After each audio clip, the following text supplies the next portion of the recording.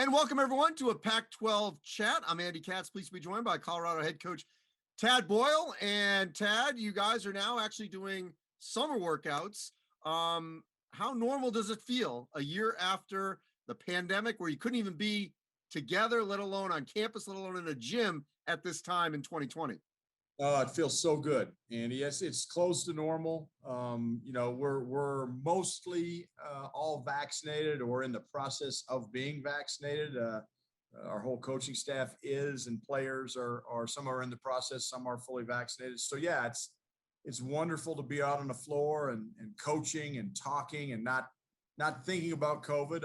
Obviously, we know it's still among us and with us, and we're not putting our guard down too much, but it is semi-normal. When you look back at this year, that despite all those obstacles, you guys were still able to have a successful season, get in the tournament, win a game, all goals that you guys wanted to have met at the beginning of the season. How would you assess the way this group persevered? Oh, unbelievably well. From the daily testing to some of the positive tests that hit us, and contact tracing, and our guys were phenomenal, and we got every game in on our schedule that was scheduled, and so that's a testament to them and their perseverance and sacrifice. It's a team that I will never forget. It was one of those teams I loved coaching, and we had some veterans that it meant a lot to them, and they showed it with their daily discipline and routines that they stayed in. So we've had these conversations before about the Pac-12. It was a banner postseason. No way to slice it. It was great. UCLA within a whisker of playing for the national championship. You guys won a game. Oregon State gets the Elite Eight, and they surprise everyone by winning the Pac-12 tournament. USC and Oregon had their moments in the NCAA tournament as well. How would you judge sort of what this postseason was like for the Pac-12? We've been talking for years, and he said, this is my, I think, 10th year in the league. And we've been talking for years. Some years, we've performed well. Some years we haven't performed well. And, we're always fighting for that national respect. The only way you get it is to do what we did this year in the postseason, get a team to the Final Four. We still need one to win a national championship here before long. But, yeah, to have 5 teams in and all advance, and, we were the highest seed and we were the first ones out. And sometimes it works that way, in the tournament. But no, it was a great year. And now what we have to do is start putting that back to back. And I think then the respect will come, because you can't ask for respect, you can't beg for it, you got to go earn it. This past year was certainly a step in the right direction. A few years ago, we had 7 teams in, but we continue to recruit well, as programs, and we've got a couple of new coaches in the league that are terrific coaches. So, I think the needle is pointing up for the Pac-12 without a doubt. All right, so let's unpack a couple things here. First off, I want to just put a bow on McKinley Wright IV. And, I hope he gets a shot. We're seeing plenty of guards that I think are like him being successful in the NBA. Just how do you describe what he has meant to you, this program, and your hopes for what he could do potentially professionally? Well, it's hard to put into words how much he's meant to us. I mean, anybody that's watched our program the last 4 years knows. You saw him at the beginning. At the Paradise Jam in Lynchburg, Virginia, when he hit a buzzer beater against Quinnipiac to save our bacon that night. But he's been so important to this program and the steps that we've taken. You want to put a bow on it. I'd like to open up that bow and have him for 4 more years. But it doesn't work like that. But look, he's in a position. I understand.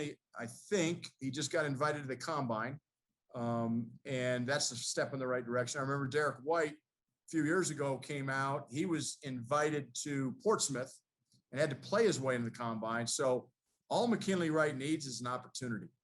He had an opportunity at Colorado. He showed what he did with it. I really believe if an NBA team gives him an opportunity, he'll have an opportunity at the combine. No doubt in my mind he'll play well. But if somebody gives him a shot, they will not be disappointed, because he is an NBA player. He's a professional in terms of how he handles himself off the floor. And he is a bulldog and a competitive dude that's going to help your team win. He did that for us for 4 years at Colorado. He'll do that for whatever professional team he plays for. All right, so let's look at this team. Jabari Walker, he's going to be get a chance to make the U19 USA basketball team. Evan Batty, has been so good for you over the years, and infectious smile. I love everything about that young man. The recruiting class: Quincy Allen, Lawson Lovering, KJ Simpson, which is sprinkled east west among the class. What do you think this team could look like, especially with some of these opportunities, obviously here in the off season or the summer, like Walker has? Yeah, big time upside. The guy you didn't mention, Tristan Da Silva, is going to be playing. That's okay. He'll be playing with his national team in Germany, for the month of July, and they got a couple of tournaments they're playing in, and he'll get great competition. Evan Batty's going to be on a team that's going over to Switzerland to play and do some touring. We are taking our entire team to Costa Rica in August, right before school starts, for a foreign trip. So we'll get a blend, the Eli Parquets and the Evan Battys, the Keyshawn Bartholomews, along with Luke O'Brien and Dominique Clifford, who didn't play a lot last year, returning guys with all the new guys you mentioned. Julian Hammond's another one. Andy, our program, the other day I found out we had 3 Gatorade Players of the Year that are going to be in buff uniforms over the next couple of years. And we should have had 4 if Lawson Lovering would have gotten the Wyoming one. He didn't get that Gatorade Player of the Year, but that's unprecedented at Colorado. So we got a lot of young talent coming in this program, a lot of returning talent.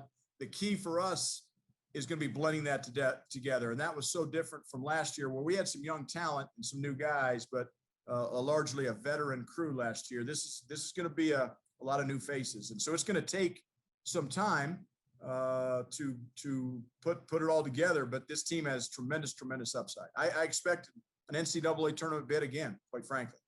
And the schedule, and you're not alone in this, games that were supposed to be in your place because of obviously everything that happened with the non-conference. So Kansas coming in and Tennessee, which I know was a pickup, coming to Boulder. What's that going to mean non-conference as you build this team next season?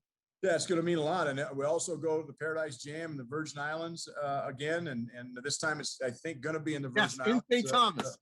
Minus, hopefully no hurricanes hit this year. But no, it's an exciting non-conference schedule. We're getting ready to announce the rest of the games, along with the Tennessee and the Kansas game and the Paradise Jam. But opportunities for us to gain some respect, to help the league, and to test us as we get into another second year of a 20-game league schedule, which, as you know, is just a absolute bear in any league. But that's what's ahead of us.